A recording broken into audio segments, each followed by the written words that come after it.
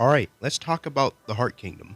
Now, obviously, I can make this a video about the Heart Kingdom's successes and about everything great about it, but today is a video about the rise and fall of the Heart Kingdom. Obviously, if you follow me on Twitter, you know I'm very vocal about my criticisms and about my, jokes about the Heart Kingdom. I think the Heart Kingdom as a whole is wasted potential and overall kind of disappointing. Now, I have to give Tabata credit where credit is due. The way he introduced Clover and gave us the hype around her and the Heart Kingdom. I think her being introduced as somebody who's probably even stronger than some of the Magic Knight brigades in the Clover Kingdom was completely amazing. Obviously, in the Heart Kingdom's introductions, you saw people like Gaja, somebody who was formidable and already fought Julius Nova Chrono before, and then we saw the Heart Queen, which again, amazing character, and she has ties back to Magicula. Now, obviously, with the introduction of the Heart Kingdom, they would introduce us to some of the new magic systems in Black Clover, which are stages and arrays and runes. So this was able to push the characters further in the time skip, and this made us wonder, wow, Gaja must be a complete menace to society. How would the other Spirit Guardians fare, and when are we going to see them in action? Even though, yes, you can assume that Morbachika isn't a fighting mage, she's a support mage, and still, that is completely fantastic. I think it's completely great. She already has experience with Monica and Magicula, and this could give her the edge in battle. Now, obviously, they have made people like Noelle, Mimosa, and Asta as strong as they are, but overall, I think this kingdom completely falls flat once the time skip has started. Now, obviously, the Heart Kingdom is a great ally for the Clover Kingdom, a strong one, knowing that after the Elf Arc, they were kind of in ruins and kind of in shambles now that the Wizard King of Julius Nova Chrono is now gone and he's now a child. They have a strong ally in the Heart Kingdom, knowing that they will not be fighting alone in this war. For example, Leopold was able to grow out of his sibling's shoes and know that he can just be him. He needs to stop thinking that he'll never catch up to his siblings and just be him. Now, one of the weird things about the fight with the Dark Triad and Lopachika is that she knew that they could use their own magic and their devil's magic. And you guys may be asking, why is this a big issue? Well, the issue is she didn't really tell our main cast about it, and people might be adding in their quote-unquote headcanons and saying she probably did. She probably even told Asta and the rest of the Black Bulls and the people who trained the Heart Kingdom. Okay, I don't know how that's possible because it was never stated that she did. She only told Noelle, Nero, and Mimosa. She never told anyone else. Now, obviously, I'm going to give Lopachika the benefit of the doubt because, again, I'm going to assume that maybe she already told everyone, but not the Clover King. So we're going to give her the benefit of the doubt, but you come to see the fraudulence of the Heart Kingdom once Vonika's Dark Disciples come in and mess some stuff up. Now, the Spirit Guardians were hyped up to be the strongest of the Heart Kingdom's defense force, which, again, they were hyped up to be. They trained some of our main cast. They even trained a captain, well, two of them, which is Rill and Charlotte. So we assume that these guys are going to be the best of the best. We assume that these guys are going to be one of the greatest of the Heart Kingdom's defense force. And we already saw Gaja, so we were probably going to be impressed by the Spirit Guardians. I can understand that they're protect the Heart Kingdom citizens, but when you see people like Leopold, Luck, Charmy, and people like Mimosa able to hold their own and even beat a Dark Disciple, while you, probably the hyped up Spirit Guardians, can't even do that, can't even lay a scratch on them, is kind of disappointing. It's not only that, Lopachika underestimated the fact that the Clover Kingdom gets stronger in battle. Like, their mages get stronger in battle. And she underestimated that. And Lopachika lost hope once her Spirit Guardians lost. Be like, it's all over, we're gonna lose. What's so sad is that the Heart Kingdom mages that did the most work were Lopachika and Gaja.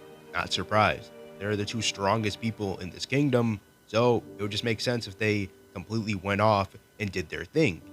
But then we start to notice that Lopachika is more of a, support mage, and she did a fantastic job at that, having a plan that could probably defeat Magicula and Vonica at the same time, all for that to just fail. Beautiful morning. This plan not only shatters because Magicula uses Decaying World to completely shatter the spell of Nero, it completely shatters Lopachika to the point where she can't even fight, and the point where she is crying because Udine is now cursed.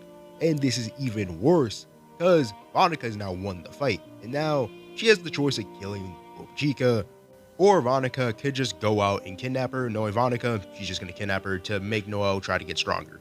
So that happens, and you just become to see how fickle this kingdom really is. This kingdom was not only overhyped, they're not only overrated, they're probably more disappointing than the Diamond Kingdom.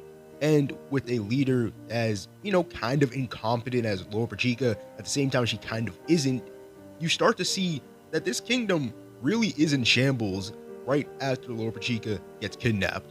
It's worse on the Heart Kingdom's part because they have to get taught ultimate magic by the elves and get saved by them. It's to the point where you start to think, are these guys really hyped up to be spirit guardians? It just makes me think that Lord Pachika gathered a bunch of bozos to make up the spirit guardians and to hype them up saying, yeah, they're pretty strong, but they don't really show us that they're strong. Instead of telling us, why don't you show us? The Heart Kingdom not only takes another tumble when Lord Pachika gets captured, she actually gets her wisdom taken from her from Morris, which is an L in itself because that's Morris having 1,000 years plus of information on the Tree of Death and about the gates opening of the underworld. It's not only that, one of the biggest elves for the Heart Kingdom has to come from one of its spirits, Undine. To put it pretty shortly, Undine really fucked over Lord Pachika, didn't she? Now, Noelle's new form, which is Saint Stage, is something that not only purifies malice, is actually the way you can beat a devil. And not only that, it makes her exponentially stronger. And not only this, she could have taught to Lord Pachika, but Lord Pachika sadly had no attack spells. So Undine spoiled her. Lord Pachika thought she was a terrible queen, while Undine was trying to praise her and spoiled her. She didn't tell him about Saint Stage. Now, of course, I had a problem with it that Undine lied to Lord Pachika and didn't tell her about this Saint Stage, which would give her the power boost that she needed to beat Monica Magicula. But the worst thing that she did is hide it away from Fuegoleon and Yuno. Now, you'll be saying that she isn't obligated to tell them anything, but they're in a war, and this power-up could not only help them solo this war, it would help them greatly. I think with Yuno and Fuegoleon learning Saint Stage, they prevent not only William getting captured and Yami, they prevent Lord Pachika losing her wisdom and getting turned into a devil. So, if Undine decided to not be selfish and speak up about this whole ability and form, they probably wouldn't be in this situation, but knowing Undine is selfish and wanting Lord Pachika to quote-unquote keep her good nature, this led into this war which is happening right now. It's kind of tragic, really, if you think about it, because Gaja wouldn't die if Undine decided to speak up. So sadly, once Gaja dies, it will be a massive downfall for the Heart Kingdom. And not only the worst part is, Lord Pachika's magic probably won't be the same after this arc, if she survives.